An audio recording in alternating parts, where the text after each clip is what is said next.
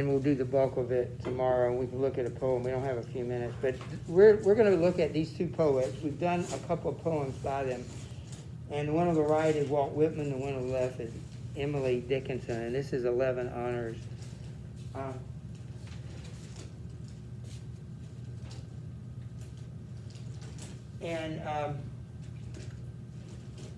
Again, I'm kind of saving this for mostly for tomorrow, but we're going to learn the usual background of these people and some of their traits. And the first one is on Whitman, which is not who I want. I want to go to the Emily Dickinson. So let me.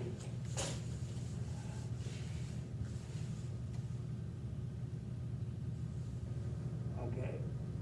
Yeah, this is the Emily Dickinson part.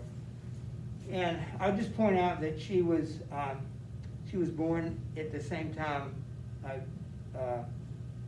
he was, the same time period, which is the same time that Mark Twain is living. So these are people that lived at the same time, and she was one of America's greatest poets. Walt Whitman was too, and Mark Twain was one of America's greatest novelists. So you're reading the best. Remember what Thoreau said, a classic is a work that is the best recorded thoughts of man. And so I don't know if any of these are believers, but they can still tell the truth. And the reason we know that is, does it agree with the Word of God? That's why you have to have a biblical worldview to be able to tell if she's not a believer and is not directly talking about the Bible, how can I tell if what she's saying is true? Does she contradict the Bible? You have to know the Bible well enough to say, that doesn't sound like we're going to look at a poem right now that will be an example of that. So I'll leave this up here, but we'll do this tomorrow. Hopefully Aurora will be back. But you see her family, and she was, they were a wealthy family, and they lived in Amherst, Massachusetts, and you'll find out more tomorrow that she went to school for a year close by. She lived on campus, we would say. So she was gone, but most of her entire life, almost all of her life, was spent in Amherst, living in her parents' house. She never got married. She was one of those who, she didn't go to college more than just 1 year. And yet she was a genius. And, genius has a way of learning things on its own. You don't need a teacher. In other words, you can be your own teacher. It's not so much that you're your own teacher, but you can read other works, and you don't have to have a teacher telling you what it means. You're able to figure it out. So she was a genius, but she was a very strange person, and her themes were all about big things, even though she used little things to describe them. Here's a woman that never went to Europe. She never went much farther than her own front yard, and toward later years of her life, she never left the house. So she had some, I don't know what she had. Nobody's been able to explain it, but it doesn't mean, all I can say is she's still a genius. And so she talks about big things like life or death, and we're going to look at this poem right now that's about death. And so does anybody have it? And you said you had it, and I gave you a copy. Would you turn to the one about, I heard a fly buzz? So in the last few minutes we have, which is 15, and we'll come back to this, we're going to answer these 6 questions at the back. And again, the name of the poem is I Heard a Fly Buzz. One of the things we talked about all semester is what are the tools of understanding poetry, and one is to read a poem twice at least. Poems are short enough, you can do that. And so we're going to read this poem, I Heard a Fly Buzz When I Died. Anybody have it in front of you? Okay, Delaney's got it, so let me read it, and I'm going to ask you to read it again and try to, it's on the back side of, yeah. I was trying to make the point that she wrote about big things like life and death and love and all those things, but she really didn't go anywhere. So the examples that she uses are usually very close to home. They're not pictures of, mental pictures of big cities or any place. She never went to places like that. Well, let me read it. I heard a fly buzz when I died. The stillness in the room was like the stillness in the air between the heaves of storm. The eyes around had wrung them dry, and breaths were gathered firm for that last onset when the king be witnessed in the room. I willed my keepsakes, signed away what portion of me be assignable, and then it was there interposed a fly, with blue, uncertain, stumbling buzz between the light and me, and then the windows failed, and then I could not see to see. All right, so read it again, just to yourself, and see if you can see anything about it. Ask the question, who is the speaker? Who's he talking to, he or she? Who's he or she talking to? What's the situation? What's the setting? What's the time of day? Anything like that. See if you can answer those questions that you ask every poem.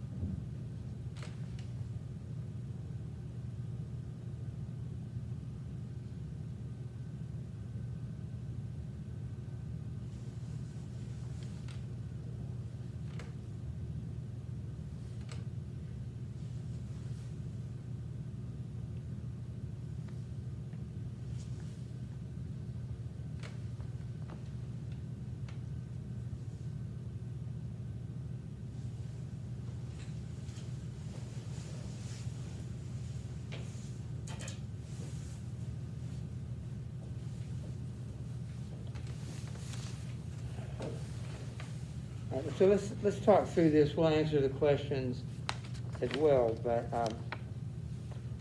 you can look at the questions. The first question is about the speaker and the situation and tone. So who is the speaker? I don't need a name. It's someone dying, yes. So, is the speaker the poet? Is the speaker the poet? How do you know that's not possible? Because she's not dead. Because the poet is not dead. So she creates a speaker. That's why you should never assume the speaker is the same as the poet. And she died. What else can you say about the setting? Where is she dying?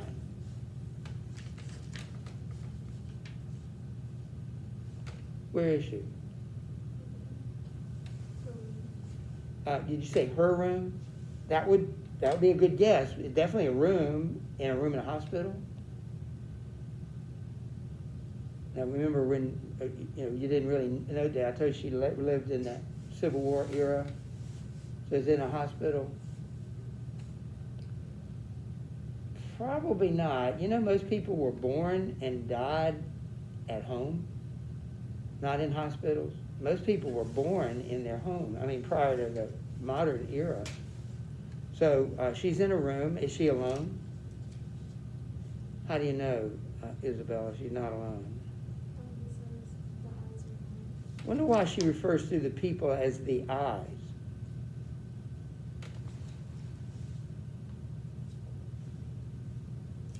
Now, where is she probably in the room? On a bed.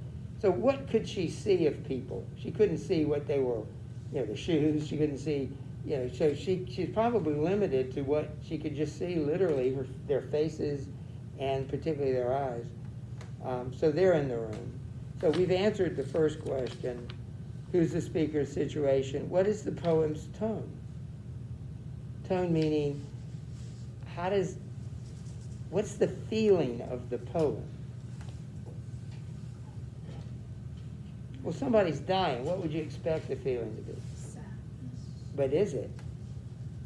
You would expect it to be sad, but is the poem sad? I don't think so either, not particularly. What would be a good word? You could say it's not sad. Can you think of another word that might describe it?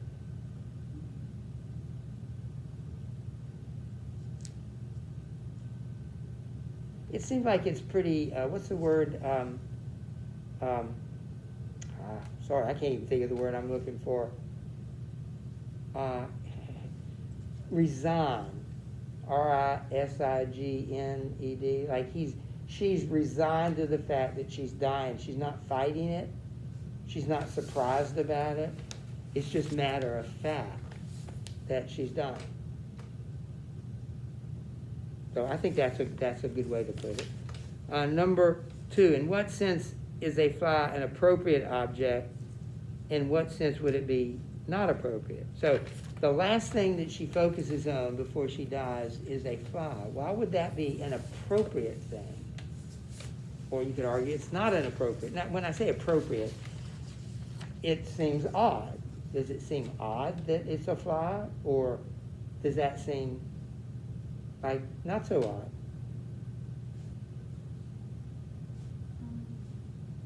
I don't think it's odd because, like, if you're laying, like, there, there's, like, a lot of people probably, like, crying. But, like, he said that the, like, eyes round, so I guess, like, focusing on something that's not, like, pretty, you know, like a fly wouldn't care, just flying around. So are you saying it was like a welcome distraction? Yeah. So she just fixates on, she doesn't like to see all these people crying, even though it doesn't seem sad. They're sad, but it doesn't feel too sad to us. So that's a good answer. Anything make it seem, what are flies associated with? Dead things. Did you say that? That's exactly right. So that's one why it would be appropriate. It seems odd, though, that your last view of life would be something as small as that. Anyway.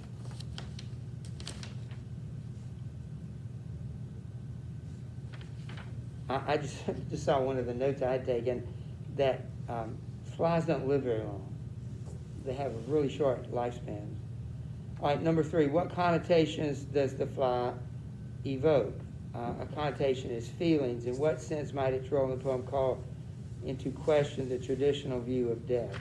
So what is she expecting to see? And she tells us in the poem, what is she expecting to see?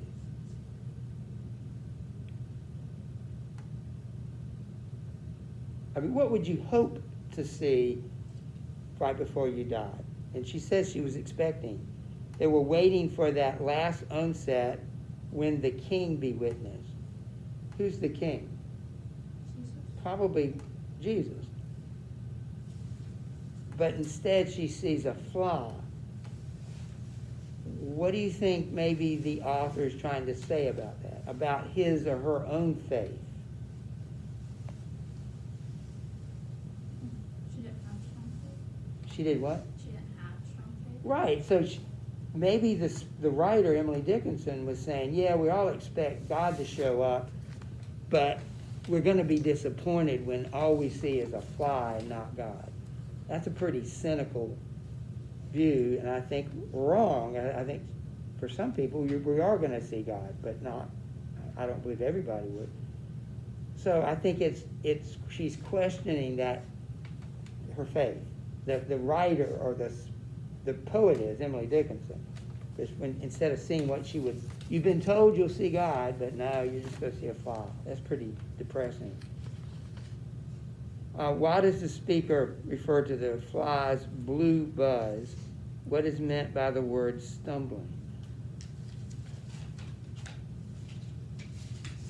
What do you notice? It's the where is it? with blue, uncertain, stumbling buzz.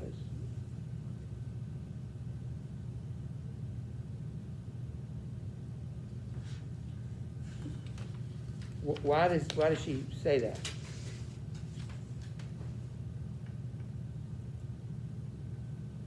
Have you ever noticed flies? Ever observed them?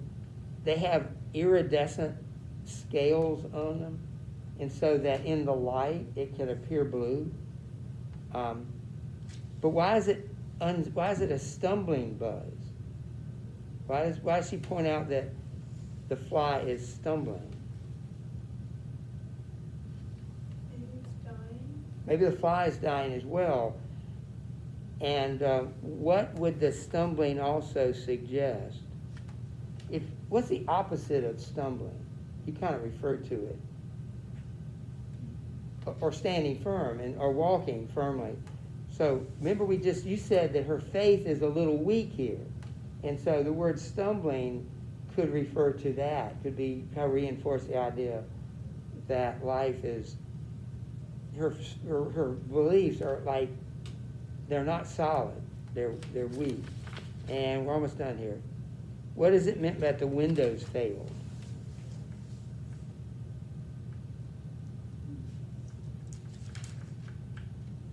What do you think when it says, but? She died. And even before she dies, what's probably going to fail? Her vision. Would that explain why she hears the buzz more than sees the fly? Because she can't see it. She can only hear it. Have you heard that about people? Like, you go to a hospital room and somebody's in a coma or whatever, and people are talking about them, that the sense of hearing is the last to go. People can, if they can, like my father-in-law lives with us, he can't hear. But he still has the ability to hear. He just can't discern what people are saying. And then finally, well, we can't do that right now because we run out of time. But one last thing. Did you notice all the hyphens in the poem? Attention varsity summer. If you ordered gear or sweatshirts, please stop by the PR office to pick them up before you leave for the meet today. Thank you. What do you think all those hyphens are for? They break up the reading of it. I heard a flybuzz stop. When I died, stop. In the air, stop. Storm. I mean, there are 8 or 10 of them. What does that do for the poem? If she's losing her sense of seeing, what else is she losing? And breathing. It sort of, I think, imitates the breathing. Good job. We'll do these tomorrow. Isabella will bring her notebook. We can do this.